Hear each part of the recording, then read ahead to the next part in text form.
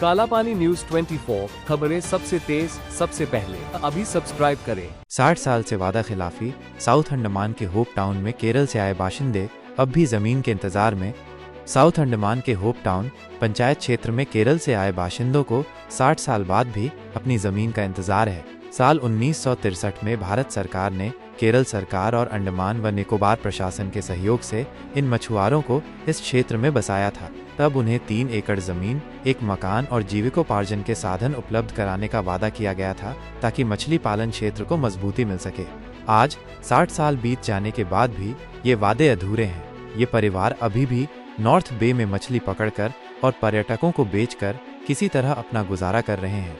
यह स्थिति भारतीय संविधान के अनुच्छेद 14 और 21 के तहत प्रत्येक नागरिक को प्राप्त समानता, गरिमा और जीविका के अधिकार का खुला उल्लंघन है।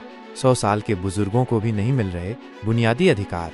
सबसे दुखद पहलू यह है कि इस क्षेत्र में रहने वाले 300 साल से अधिक उम्र के भारतीय नागरिकों के घरों तक आज तक सड़क संपर्क नहीं है। इस अभाव के कारण एम्बुलेंस जैसी आपातकालीन सेवाएं भी उन तक नहीं पहुंच पाती। भारत सरकार के नियमों के अनुसार 100 साल से अधिक उम्र के नागरिकों को विशेष देखभाल और डोर स्टेप सुविधाएं मिलनी चाहिए, जिनमें शामिल है 15 मिनट में इमरजेंसी एम्बुलेंस सेवा, घर तक सड़क संपर्क, सामाजिक कल्याण योजनाएं और सरकारी मान्यता। लेकिन विडंबना ये है कि इन बुजुर्गों तक इनमें से कोई भी सेवा नहीं पहुंची है। काला पानी न्यूज 24 की मांगे। काला पानी न्यूज 24 प्रशासन से तत्काल निम्नलिखित कदम उठाने की मांग करता है। बुजुर्गों के घरों तक तुरंत सड़क का निर्माण सुनिश्चित किया जाए। एम्बुलेंस पहुंच की गारंटी दी जाए ताकि आपात स्थिति में त्वरित सहायता मिल सके। केरल से आए बसाए गए परिवारों को तत्काल भूमि का आवंटन किया जाए जो उनसे वादा किया गया था।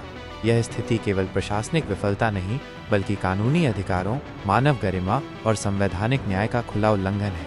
इन परिवारों और विशेषकर बुजुर्गों को उनके मौलिक अधिकारों से वंचित रखना अस्वीकार्य है।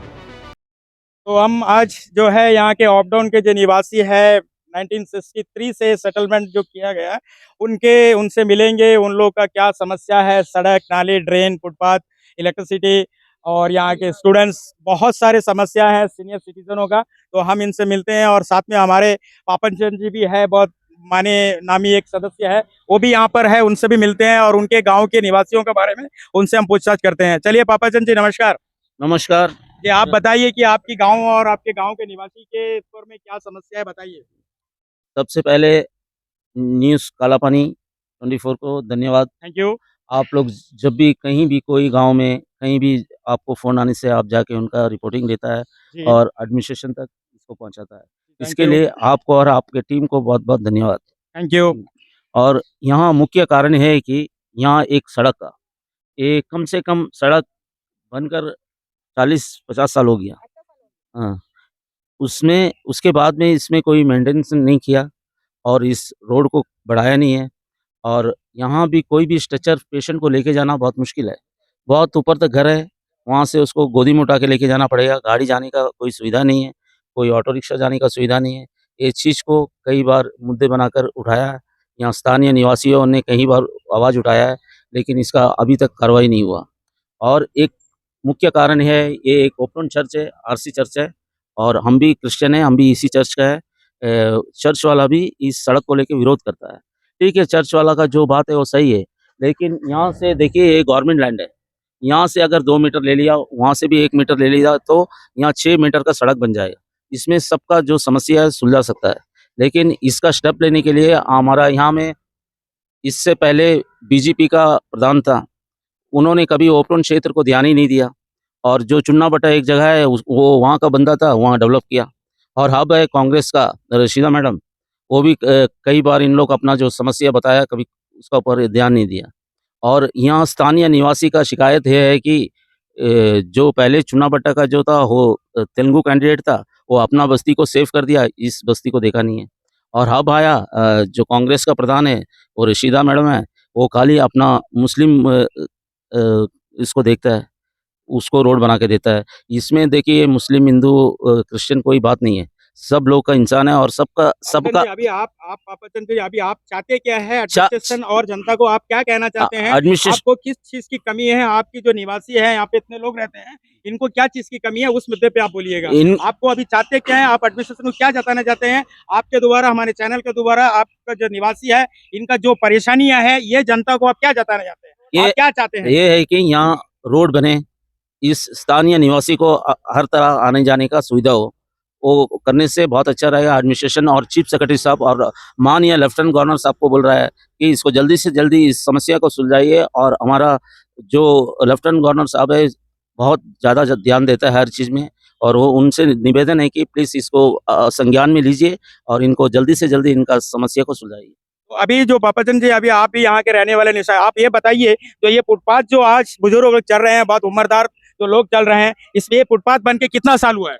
कम से कम 50 से 55 साल हो चुका है। हम तो उस टाइम छोटा था, हम कम से कम यहाँ छोड़ के 35 साल हो गया। मेरा बचपन, मेरा क्वालिफिकेशन सब यहीं से गुजरा, यहीं से हम लोग गया है। उस टाइम में ये पक्का रोड भी नहीं था, कच्चा रोड से हम लोग आता जाता था। बहुत साल बाद में ये पक्का रोड बना। इस रोड बनने के बाद में, इसके बाद में यहाँ कोई प्रधान भी घूम के नहीं देखा, कोई जिला परिषद भी घूम के नहीं देखा। और यहाँ जहाँ भी सड़क है वहाँ कोई सड़क सही नहीं है, या फुटपाथ हो या मेन रोड हो। ये आप कितना साल से यहाँ रहते हैं? हम 44 हो गया, हमारा शादी करके इधर लेके आया अच्छा, और ఆ టైంలో ఈ రోడ్ ఇయే ഞാൻ വന്നിട്ട് 44 കൊല്ലമായി. ആ ടൈമിലെ ഈ റോഡ് ഇതാണ്.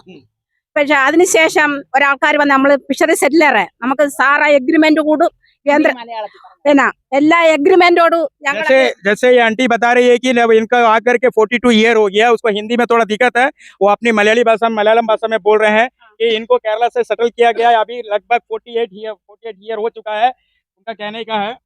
इधर ഇവിടെ 16 वो बातों को लेफ्ट में रखते हुए आज ये माजी के लिए एक फुटपाथ, व्हील चेयर जाने का जैसा ही फुटपाथ, यहाँ के प्यारे मेंबर्स एलजी साहब और डीसी साहब से हमारा विनती है, प्यारे भाइयों, और ज्यादा से ज्यादा 15 से 16 मीटर लंबा ये फुटपाथ व्हील चेयर जाने की सुविधा में बनाया दिया जाए, ये हमारी बार बार की विनती है। और हमारे इस घर की सेफ्टी के लिए, और ये जो रिटर्निंग वाल जो है, वो भी, उनको भी, इनको पर में ध्यान रखना चाहिए। धीरे से ले जाइए, तो उनको पर भी ध्यान रखना चाहिए। ये जो माँ मैंने दिखाया, ये जो ऊपर वाला घर है, वो नहीं जा पा रही है। वो तो छोड़िए, हम लोग उन घर तक नहीं पहुंच पा रहे हैं, उस लेवल में आज जो फुटपाथ है, तो ये बूढ़ी माँ वहां तक कैसे जाएगी? आज हम लोग इतने जवान हैं, हम लोग भी 40 साल 50 साल के जो उस डिजिटल फुटपाथ में नहीं जा पा रहे हैं, तो सोचिए ये बुजुर्ग माँ वो फुटपाथ में कैसे जाएगी? अब उनका बेटा जो खड़ा है, हमारे साथी है, वो भी कह रहे हैं, वो भी बड़ी दर्द भरे दिलों से कह रहा है कि अपनी माँ को अपने घर में ले जा करके उनकी फरमाइश करने के लिए उनको बहुत तकलीफ हो रहा है, वजह जो है ये फुटपाथ। तो इसलिए एडमिशन से बार बार गुजारिश कर रहा हूँ कि उस फुटपाथ पे व्हील चेयर जाने के जैसा, इस माँ के लिए, इस माँ की आशीर्वाद के लिए, कम से कम वो फुटपाथ को व्हील चेयर जाने के जैसा बना के दिया जाए। बार बार एडमिनिस्ट्रेशन से और हमारे एलजी साहब से और हमारे बेबुनियाद बेशरम विशाल जी से भी मैं विनती करता हूं, और हमारे आदरणीय दादाजी से विनती करता हूं कि इस माँ से आकर मिले और इस माँ की आशीर्वाद ले, इनकी तकलीफ को देखे। वार्ड नंबर 2 अपडाउन जो निवासी है, सेटलर फैमिली है, जो यहाँ पे इस तरह के कई माताएं जो आज अपनी पुकार हमारे मीडिया के थ्रू जो जनाते हैं, सुनिएगा। और हमारे आदरणीय एमपी साहब से बार बार विनती करता हूँ, इनसे आके मिलिए और इनका आशीर्वाद दीजिए। बड़ी शर्मनाक बात है जो आज हमारे एडमिनिस्ट्रेशन यहाँ पे इस लेवल में ला के रखे हैं। इसके लिए बने रहिए साथियों। जय हिंद।